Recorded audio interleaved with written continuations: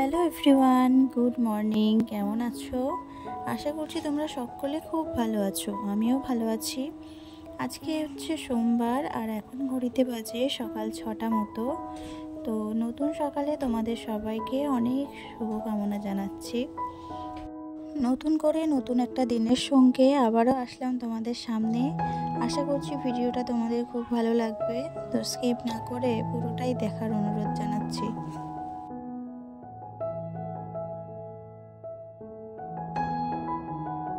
সকাল সকাল উঠে গেছিলাম আজকে, আর তোমাদের দাদা ভাই বাইরের দিকে কাজ করছে। ও কাজে যায়নি এই কদিন, যেহেতু কাকিমা মারা গেছে। আর বাইরে গেলে খাওয়া দাওয়ারও সমস্যা হবে, আর যেহেতু গাড়ি চালায় তাই গাড়ির ড্রাইভারও পাওয়া যেত না। যদি যেত আবার তো 10-12 দিন পরে আসার হতো, ওই জন্য ও কাজে যায়নি। বাড়িতেই কাজ হচ্ছে, সেই কাজ করছে।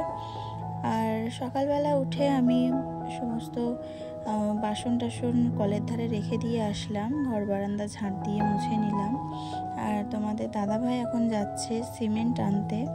সিমেন্ট ফুরিয়ে গেছিলো, আনা হয়নি, তাই সিমেন্ট আনতে যাচ্ছে। আর এদিকে আমি ভাত বসিয়ে দিয়েছি। আজকে সকালবেলা ভাতে আলু ভাতে দেবো, আর টমেটো ভাতে, আর 2টো কাঁচা লঙ্কা ভাতে দেবো। দিয়ে সকালের ভাতটা খাওয়া হয়ে যাবে, আবার দুপুরবেলা রান্না করব। আমাদের বাড়িতে 3 বেলায় ভাত খাওয়া হয়, তো আমি 3 বেলা ভাতটা খাই না। তো মাঝে মাঝে আবার খাওয়াও পড়ে যায়, কোনো ঠিক থাকে না। তো ওদিকে ভাত বসিয়ে দিয়ে আর উঠোনটা ঝাঁট দিয়ে নিচ্ছি। উঠোনে মাটি তোলা হয়েছিল, আর বাড়িতে কাজ হচ্ছে, ওই জন্য বালিও কমছে না। দেখছো কেমন বালি। আর এখন ছোটু ঘুমাচ্ছে, ওই জন্য সকালবেলা উঠে যতটা পারি কাজ সেরে নেওয়ার চেষ্টা করি। মানে বাচ্চা কাচ্চা থাকলে ভীষণই অসুবিধা হয় কাজ করতে, যে কাজের ফাঁকে উঠে গেলে আর কোনো কাজ করতে দেয় না। তাই যতটা পারি তাড়াতাড়ি কাজগুলো সেরে নেওয়ার চেষ্টা করি।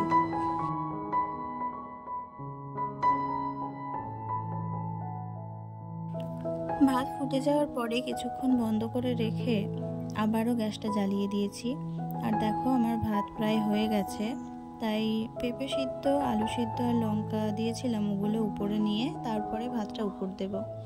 গ্যাসে রান্না করলে আমি এইভাবেই রান্না করি, যে ভাত যখন ফুটে যায় একটু ভালো করে ফুটিয়ে নিয়ে আর বন্ধ করে রেখে দিই প্রায় 5 মিনিট মতো। ঢাকনাটা দেওয়া থাকে, আর ওই ভিতরে যে ভাবটা থাকে না, গরমের ভাবটা, ওতেই ভাত হয়ে যায়।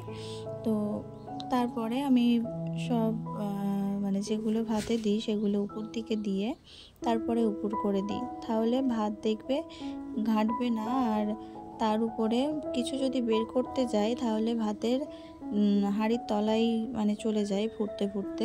সেগুলো যদি উপর দিকে দেওয়া থাকে তাহলে আর ভাত কাটানোর সময় ভাত ভেঙে যাবে না।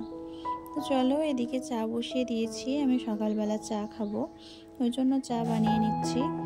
আর ভাতটা করা থাকলেও যখন ছেলেটা খাওয়ার সময় মানে ভাত খাবে বলবে, তখন ভাত বেড়ে দেবো। এখন অনেকটাই সকাল, আর ছোট এখনও ওঠেনি। অয়নকে উঠতে বললাম, তাই ও উঠে গেছে। আর এদিকে দেখো, কালকে কলা নিয়ে এসেছিল, আর তার মধ্যে একটা কলা ইঁদুরে খেয়ে নিয়েছে। বলতে না বলতেই ছোট উঠে গেছে, আর ও উঠেই কান্না করে যদি আমাকে দেখতে না পায়। তাই ওকে একটু কোলে এইভাবে রাখলে আবার চুপ হয়ে যায়। আর এখন ঘড়িতে বাজছে ঠিক 9টা। 9টার সময় করেই ওঠে। আর যদি তাড়াতাড়ি ওঠে তো সেই দিন তো আমার কাজ পুরো একদম ডগে উঠে গেল, এরকম বলতে পারো। তো যাই হোক, ওকে সামলে খাইয়ে দিয়ে আর স্নান টান করে চলে এসেছি। উনানটা ধরিয়ে দিলাম, সবজি কাটা আছে, ওদিকে কড়া গরম হচ্ছে, আর আমি এদিকে চলে আসলাম বিছানা তুলতে। এক জায়গায় বসে যদি একটা কাজের উপরেই তুমি ধ্যান দিয়ে বসে থাকো তাহলে বাকি কাজগুলো না পড়ে থাকবে। তার থেকে বরঞ্চ ওই জিনিসটাও হতে থাক, আর বাকি যে কাজগুলো পড়ে আছে তার থেকেও কিছুটা যদি তুমি আগিয়ে করে নিতে পারো না, তাহলে দেখবে কাজটা একটু আগিয়ে আসে। তো আমার বিছানা তোলা হয়ে গেছে, আর এদিকে দেখো কড়াও গরম হয়ে গেছে। আমি সবজিটা ধুয়ে নিয়ে এসে আর চাপিয়ে দেব। আজকে রান্না হবে বিটকপি ভাজা, আর দেখি ফুলকপি আলু বেগুন দিয়ে একটু তরকারি করব। তো চলো আমি সবজি টবজি কেটে নিই আর বিটকপিটা ধুয়ে আনি।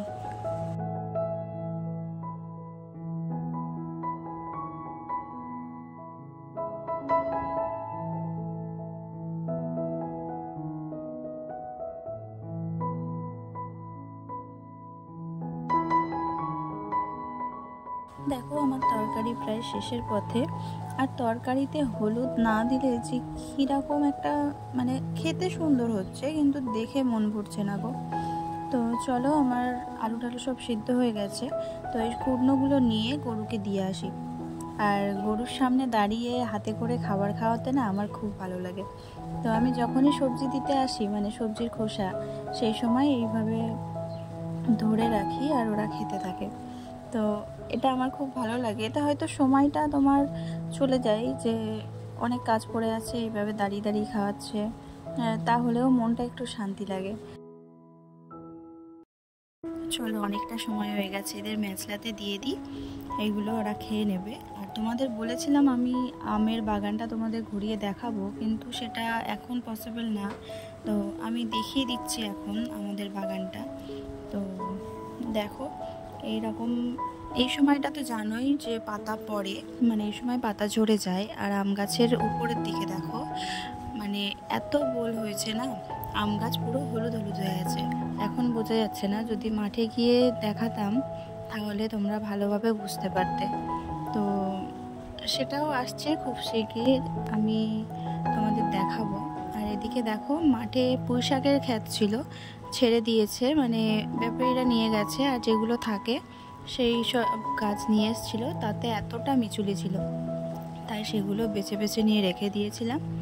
আর সারাদিন কোনো ভিডিও করতে পারিনি, অনেকটাই কাজ হয়ে গেছে। আর রাত্রিবেলা তোমাদের দাদাভাই এই গ্রিলের এই যে কী যন্ত্র বলে আমি জানি না, এটা নিয়ে এসেছিল, তাই এইটা দিয়ে ওই যেগুলো ধার ধার ছিল সেগুলো সমান করছিল। আর আমার রান্না বান্না হয়ে গেছে, তাই তোমাদের সাথে এটাও শেয়ার করলাম। তো আজকের ভিডিওটা এখানেই আমি শেষ করছি। যদি ভালো লাগে চ্যানেলটা সাবস্ক্রাইব করে পাশে থেকো।